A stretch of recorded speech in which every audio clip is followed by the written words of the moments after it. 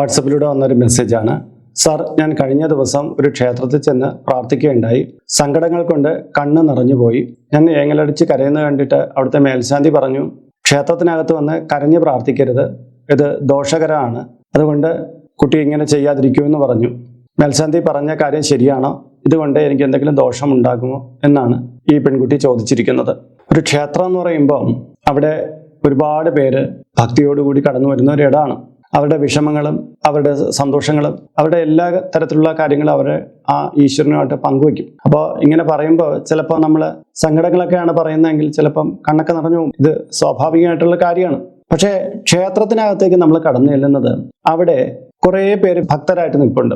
അവർക്കൊന്നും യാതൊരു തരത്തിലുള്ള ശല്യങ്ങളും ഉണ്ടാക്കാതിരിക്കാൻ നമ്മൾ ശ്രദ്ധിക്കണം. ഒരു മനസമാധാനത്തിന് വേണ്ടിയിട്ടാണ് ഓരോരുത്തരും ക്ഷേത്രത്തിലേക്ക് വരുന്നത്, അല്ലേ? അപ്പോൾ ഒരാൾ വന്നെന്ന് ആർത്തലച്ച് കരഞ്ഞുകൊണ്ടിരുന്നാൽ സമാധാനത്തിന് വേണ്ടി നോക്കി വയ്ക്കുന്ന ഒരാൾക്ക് കൂടുതൽ സങ്കടമായിരിക്കും വരുന്നത്. ക്ഷേത്രത്തിനകത്ത് അവർക്ക് ആ സമാധാനം കിട്ടില്ല. അപ്പോൾ ഭക്തൻ എപ്പോഴും എന്ത് ചെയ്യണം?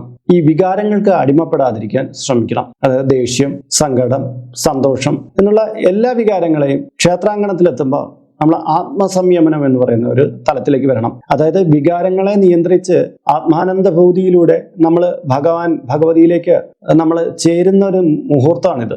സങ്കടങ്ങളുടെ ഭാണ്ഡക്കെട്ടുകളൊക്കെ നമ്മൾ അവിടെ അഴിച്ചു വെക്കണം. നമ്മുടെ സന്തോഷവും എല്ലാ വികാരങ്ങളും ഒരു നിയന്ത്രിതമാകണം ഒരു ക്ഷേത്രത്തിനകത്ത്. എന്നാൽ നമ്മളൊരു പൂജാമുറിയിലോ മറ്റൊക്കെ ചെന്നിരിക്കുമ്പോൾ നമുക്ക് നമ്മുടെ കാര്യങ്ങളൊക്കെ പറഞ്ഞ് സംസാരിക്കും പോലെയല്ല ക്ഷേത്രാങ്കണം. അതൊരു താന്ത്രിക നിലയാണ്. അപ്പോൾ അവിടെ കണ്ണീര് നിലത്ത് തൂവുന്നതും രക്തം നിലത്ത് തൂവുന്നതും അങ്ങനെ ഒരുപാട് കാര്യങ്ങളുണ്ട് അശുദ്ധങ്ങളായിട്ട്. അത് താന്ത്രിക നിലയായുണ്ടാണ്.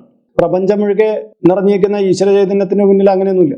നമുക്ക് പൊട്ടിക്കരഞ്ഞ് എല്ലാം പറയാം. പക്ഷെ താന്ത്രിക നിലയാകുമ്പോൾ അവിടുത്തെ പരിശുദ്ധിക്ക് വേണ്ടിയിട്ട് ചില കാര്യങ്ങൾ വച്ചിട്ടുണ്ട്. അപ്പോൾ ആ ക്ഷേത്ര നിയമങ്ങളിൽ പെടുന്ന ഒന്നാണ് ക്ഷേത്രത്തിനകത്ത് അധികം ശബ്ദമുണ്ടാക്കരുത്. ശബ്ദം ഉണ്ടാക്കുന്നത് ധ്യാനിക്കാൻ മാത്രമായിരിക്കണം, മന്ത്രങ്ങൾ ജപിക്കാൻ മാത്രമായിരിക്കണം. അതായത് മറ്റൊരാൾക്ക് ഒരു വിധത്തിലും ഒരു പ്രശ്നങ്ങളും ഉണ്ടാക്കാത്ത തരത്തിലായിരിക്കണം നമ്മുടെ പ്രാർത്ഥന. നിങ്ങൾ അറിയാതെ കരഞ്ഞുപോയതിൽ തെറ്റൊന്നുമില്ല. ഇങ്ങനെ കരച്ചിൽ വരുന്നത് നമുക്ക് അടക്കാൻ പറ്റില്ല. പക്ഷെ ഏങ്ങലടിച്ചൊക്കെ കഴിഞ്ഞു എന്ന് പറയുമ്പോൾ കണ്ടുകൊണ്ടിരിക്കുന്നവർക്ക് തന്നെ വളരെ വിഷമത. അവർ എന്തെങ്കിലും സന്തോഷത്തോടു കൂടി ഭഗവാന്റെ മുമ്പ് പ്രാർത്ഥിച്ചുകൊണ്ടിരിക്കുമ്പോൾ സാഡായി അവരുടെ മൂഡ്. ആ ക്ഷേത്രത്തിൽ നിന്ന് ഇറങ്ങുമ്പോൾ ഈ പെൺകുട്ടി കരഞ്ഞ എന്തിനായിരിക്കും എന്നുള്ളതായിരിക്കും മറ്റുള്ളവർ ചിന്തിക്കുന്നത്. അതായത് ആത്മസന്തോഷം കിട്ടേണ്ടടുത്ത് എന്തോ സങ്കടകരമായിട്ടുള്ള ഒരു അവസ്ഥയിലൂടെ ആയിരിക്കും കടന്നു പോകുന്നത്. അതുകൊണ്ട് തന്നെ ഏത് തരം വികാരങ്ങളായാലും ശരി ക്ഷേത്രാങ്കണത്തിനകത്ത് ഒതുക്കേണ്ടതാണ്. നമ്മൾ ഭക്തി നിർഭരമായിട്ട് പ്രാർത്ഥിക്കുക. ഈ സവിധത്തിലേക്ക് വന്നപ്പോൾ എൻ്റെ എല്ലാ പ്രശ്നങ്ങളും അടങ്ങിക്കിട്ടും. എന്നാൽ ഇതൊന്നും നിയമമല്ലാത്ത ചില ക്ഷേത്രങ്ങളൊക്കെ ഉണ്ടാവും. അപ്പൊ അത്തരം ക്ഷേത്രങ്ങളിലാണെങ്കിൽ നമുക്ക് കരയുന്നതിനോ മറ്റൊന്നും കാര്യമില്ല. താങ്കൾ പോയ സ്ഥലം ശുദ്ധതകൾ കൂടുതൽ പാലിക്കുന്ന ഒരു ക്ഷേത്രമായിരിക്കണം. അതുകൊണ്ടാണ് പറഞ്ഞത് കേട്ടാ.